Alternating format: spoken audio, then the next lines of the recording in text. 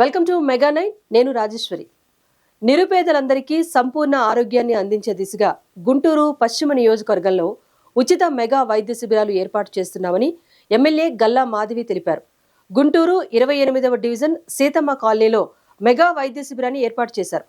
ఈ శిబిరంలో BP, sugar మొదలుకొని థైరాయిడ్, స్త్రీ సంబంధిత సమస్యలకు నిష్ణాతులైన డాక్టర్స్తో సేవలు అందిస్తున్నారు. ఈ సందర్భంగా ఎమ్మెల్యే గల్లా మాధవి మాట్లాడుతూ ఉరుకుల పరుగుల జీవితంలో ప్రతి ఒక్కరూ తమ ఆరోగ్యాన్ని నిర్లక్ష్యం చేస్తున్నారని, ఆరోగ్య సమస్యలు ఒకేసారి బయటపడటం వల్ల తీవ్ర మానసిక, శారీరక, ఆర్థిక ఆందోళనకు గురవుతున్నారని అన్నారు. దీనిని ఆదిలోనే గుర్తించి ఆరోగ్యాన్ని కాపాడుకోవాలన్న లక్ష్యంతో గుంటూరు పశ్చిమ నియోజకవర్గంలో పలు వైద్య సంస్థలతో కలిసి ఉచిత మెగా వైద్య శిబిరాలు ఏర్పాటు చేస్తున్నామని ఎమ్మెల్యే తెలిపారు. మరి 2025 న్యూ ఇయర్ అప్పుడే అందరికీ కూడా చెప్పడం జరిగింది. మీరు ప్రధానంగా దేని మీద ఈ నియోజకవర్గంలో ఫోకస్ చేస్తారు అంటే, అందులో ముందుగా మహిళా ఆరోగ్యం మీద నా యొక్క దృష్టి ఈ సంవత్సరం మొత్తం కూడా ఉంటుంది అని చెప్పడం జరిగింది. దానికోసం అనేక ఈ వైద్య శిబిరాలను కూడా ఏర్పాటు చేసుకుంటాము, మహిళలందరికీ అవేర్నెస్ ఇస్తాము వాళ్ళ ఆరోగ్యం పట్ల అని చెప్పడం కూడా జరిగింది. మరి ఈరోజు మహిళలు ఎందరో వాళ్ళ ఆరోగ్యం పట్ల నిర్లక్ష్యాన్ని వహిస్తూ ఉన్నారు. కుటుంబం మొత్తం ఆరోగ్యం కూడా ఆ మహిళ యొక్క ఆరోగ్యం మీద బేస్ అయి ఉన్న క్రమంలో వాళ్ళ ఆరోగ్యం పట్ల ఒక శ్రద్ధ అవసరము, అవగాహన అవసరము. ఈ నేపథ్యంలోనే అనేక వైద్య శిబిరాలను ఇప్పటికే మనకు పశ్చిమ నియోజకవర్గంలో ఏర్పాటు చేసుకోవడం జరిగింది. అయితే ఈరోజు మన సీతమ్మ కాలనీలో అప్పారావు గారి డివిజన్లో మనకి లలిత హాస్పిటల్స్ వారి ఆధ్వర్యంలో విజయ గారి ప్రోద్బలంతో ఈరోజు ఇక్కడ ఒక వైద్య శిబిరాన్ని ఏర్పాటు చేసుకొని దాదాపుగా 30 మంది వైద్య సిబ్బందితో ఈరోజు ఇప్పటికీ అంటే 10 నుంచి 4 దాకా కొనసాగే ఈ వైద్య శిబిరంలో ఇప్పటికే దాదాపుగా 100 మందికి పైగా వారి పరీక్షల నిమిత్తం అన్నీ వచ్చి టెస్టులు చేయించుకొని డాక్టర్ గారిని సంప్రదించడం జరిగింది. అనేక సమస్యలతో వస్తున్నారు. ముఖ్యంగా దీర్ఘకాలిక సమస్యలైన ఈ డయాబెటిక్, థైరాయిడ్, పీసీఓడి ఇలాంటి అనేక సమస్యల మీద వస్తున్నారు. అదేవిధంగా కొంతమంది మహిళలకి అంటే ఇక్కడ ఈ ప్రాంతంలో డాక్టర్ గారు గమనించిన విషయం ఏంటంటే, ఎక్కువ మందికి ఎక్కువ పిల్లలు ఉండడం వల్ల వాళ్ళు కొన్ని రకాలైన క్యాన్సర్లకు కూడా లోనవుతున్నాము. దాని నిమిత్తం కూడా కొన్ని ప్యాప్స్మియర్ లాంటి టెస్టులు కూడా మా హాస్పిటల్లో మేము నిర్వహిస్తూ ఉన్నాము. అది హాస్పిటల్కి తీసుకెళ్ళి చూపిస్తున్నాం. స్క్రీనింగ్ టెస్టులు కూడా వారం పాటు ఫ్రీగా ఈ స్క్రీనింగ్ టెస్టులు కూడా నిర్వహిస్తూ ఉన్నాము అని చెప్పారు. ఇక్కడ బీపీ అండ్ ఈసీజీ, ఎక్స్రే ఇలా పలు విభాగాలు, మేడం బ్లడ్ షుగర్ ఇలా అన్ని విభాగాల్లో ప్రత్యేక దృష్టిని సారించి ఇక్కడ అన్ని పరీక్షలు కూడా ఉదయం నుంచి అందరికీ చేపట్టడం జరిగింది. ఆ రిపోర్ట్ల ఆధారితంగా అందరికీ కూడా ఉచితంగా మందుల్ని కూడా పంపిణీ చేస్తున్నారు లలిత హాస్పిటల్ వాళ్ళకి. నిజంగా ప్రత్యేకమైన కృతజ్ఞతలు. విజయ మేడం గారికి నిజంగా ఈ చొరవ చూపినందుకు ప్రత్యేక కృతజ్ఞతలు చెప్పుకుంటున్నాను.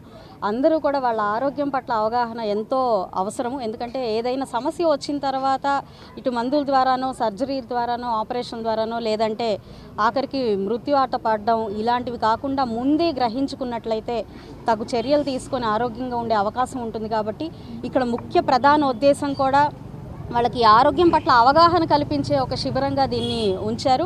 మేడం గారు స్వయంగా దీన్ని పర్యవేక్షిస్తూ వచ్చిన ప్రతి ఒక్కళ్ళకి కూడా ఒక అవగాహనని కల్పిస్తూ వాళ్ళ ఏ తగు జాగ్రత్తలు ముందుగానే, అంటే మనం ఎప్పుడు అంటుంటాం prevention is better than cure అని, ఆ ప్రివెన్షన్ మీద దృష్టి పెట్టి ఈరోజు అన్ని అంశాల్లో కూడా ఒక అవేర్నెస్ ప్రోగ్రామ్ అనేది క్రియేట్ చేస్తూ ఉన్నారు.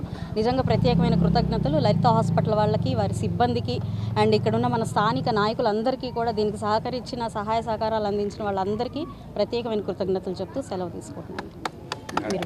యాక్చువల్గా మేము అధికారంలోకి వచ్చిన కాడి నుంచి నేను గమనించింది ఏంటంటే, సిబ్బంది యొక్క వైఖరిని దృష్టిలో పెట్టుకుంటే సగం మంది సిబ్బంది ఏమో ఎప్పుడు కూడా ఉత్సాహభరితంగా ఏదైనా చెయ్యాలి అనే ఒక ఆలోచనతో ఉండేవాళ్ళు ఉంటారు. సగం మంది ఏమో ఎప్పుడు కూడా పనిని తప్పించుకునే విధంగా, లేదంటే స్వలాభం ఉంటే తప్ప పని చేయని విధంగా కొంతమంది అధికారులు కానీ సిబ్బంది కానీ ఉంటుంటారు. ప్రతి సిస్టంలో ఇది కామన్గా నడుస్తూ ఉంటుంది. అయితే మరి 1 ఇయర్ నుంచి వస్తున్న క్రమంలో పాస్ట్ 5 ఇయర్స్లో ప్రతి ఒక్కళ్ళు వాళ్ళ ఈ వ్యవస్థను మొత్తం కూడా డిమోరలైజ్ చేసేసి పని చేసే వాళ్ళని కూడా పని చేయనీయకుండా వదిలేయడం వల్ల వాళ్ళు ఒక నిరుత్సాహానికి వెళ్ళిపోయిన పరిస్థితి కనపడుతుంది. అదేవిధంగా ఈ పని దొంగలు ఎవరైతే ఉన్నారో వాళ్ళ రాజ్యమేలాగా అయిపోయింది. ఈ దృష్టిగా పెట్టుకుంటే ఎక్కడ కూడా ఏ సిబ్బంది పని చేయని పరిస్థితికి సిస్టమ్ వచ్చేసిన క్రమంలో మరి వీళ్ళని స్ట్రీమ్ లైన్ చేయాలి, వాళ్ళతో పని చేయించుకోవాలి. ఇప్పుడు ట్రాన్స్ఫర్ల ద్వారానో, సస్పెన్షన్ల ద్వారానో ఒక పరిష్కారం కాకుండా వాళ్ళని నిరంతరం ఒక మానిటరింగ్లోకి తీసుకొచ్చి పని జరిపించుకునే అవసరం ఇప్పుడు ఈ రోజున ఏర్పడింది. అది నిజంగా బాధాకరమే అయినప్పటికీ కానీ అంతకంటే వేరే ఒక దారి లేని పరిస్థితి కూడా కనపడుతుంది. ఒక లేయర్ ఆఫ్ పీపుల్, ఇప్పుడు కమిషనర్ గారు కానివ్వండి, ప్రజాప్రతినిధులు అయిన మేము కానివ్వండి, ఒక లేయర్ ఆఫ్ పీపుల్ అందరూ కూడా వర్క్ చేస్తున్నప్పటికీ ప్రతి ఒక్కళ్ళు దీనికి సహాయ సహకారాలు అందిస్తే తప్ప పనులు కావు అని ప్రతి ఒక్కరికి మనకు తెలిసిందే. కింద స్థాయి ఉద్యోగి దగ్గర నుంచి కూడా పైన కమిషనర్ గారు, ప్రజాప్రతినిధుల దాకా అందరూ కలిసికట్టుగా ఉంటే తప్ప పనులు కావు. ఏ ఒక్కరితోనూ ఏ పని సాధ్యం అవుతుంది. కాబట్టి ఈ కోఆర్డినేషన్, కొలాబరేషన్ చాలా అవసరం ఉన్నాయి. అవే ఎక్కడో మిస్సింగ్ కాబట్టి దాని పట్ల ఆవేదన వ్యక్తం చేయడం జరిగిందండి. సిటీలో కూడా చాలా వరకు అనాథరైజ్డ్ కన్స్ట్రక్షన్లో దీనికి కమిషనర్ ఆన్సర్ ఇవ్వాలనేది మీరు గట్టిగా అడిగారు.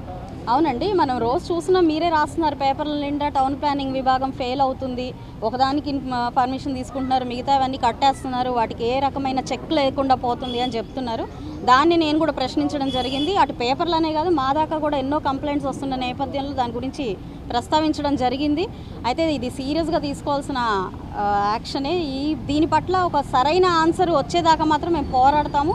రాని పక్షంలో సదరు అధికారుల్ని అటు సస్పెండ్ చేస్తారా లేదా క్రమశిక్షణ చర్యలు తీసుకుంటారా అన్నది హయ్యర్ అఫీషియల్స్కి వదిలేస్తాం. వాటర్ మీటర్లు పెట్టాలా లేదా? ఏదైనా బాధ్యతాయుతమైన పరిపాలనే లక్ష్యంగా ఈరోజు ఏ ఆలోచన చేసినా దాని వెనకాల ఉన్న ఏకైక లక్ష్యం ఒక బాధ్యతాయుతమైన సిస్టాన్ని మనం డెవలప్ చేయడం మాత్రమే. దానికి అనుగుణంగా ఇది నిజంగా ఒక మంచి ఆలోచనే.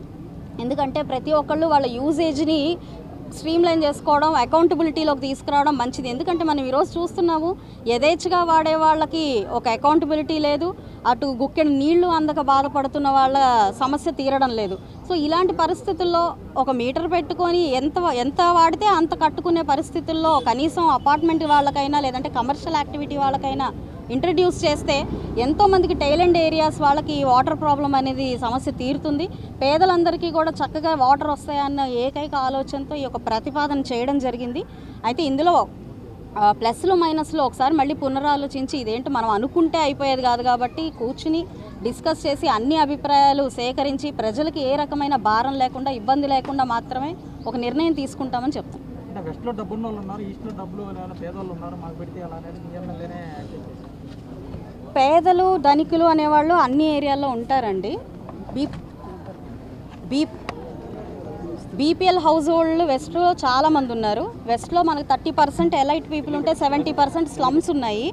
ఇక్కడ సమస్య పేద ధనిక కాదు, ఒక అకౌంటబిలిటీ తీసుకురావాలి. మనం వాడుకుంటున్న దానికి మనము డబ్బులు ఇవ్వడంలో లేదంటే దానికి ఎంత వాడుకుంటే అంత ఖర్చు చేసుకోవడంలో తప్పు లేదు అన్నది మాత్రమే నా అభిప్రాయం తప్ప పేదల మీద ఏదో భారం వేయాలి లేదంటే వాళ్ళకి ఇంకేదో పేదలకు ఉచితంగా ఇస్తామని చెప్తున్నాం మేము.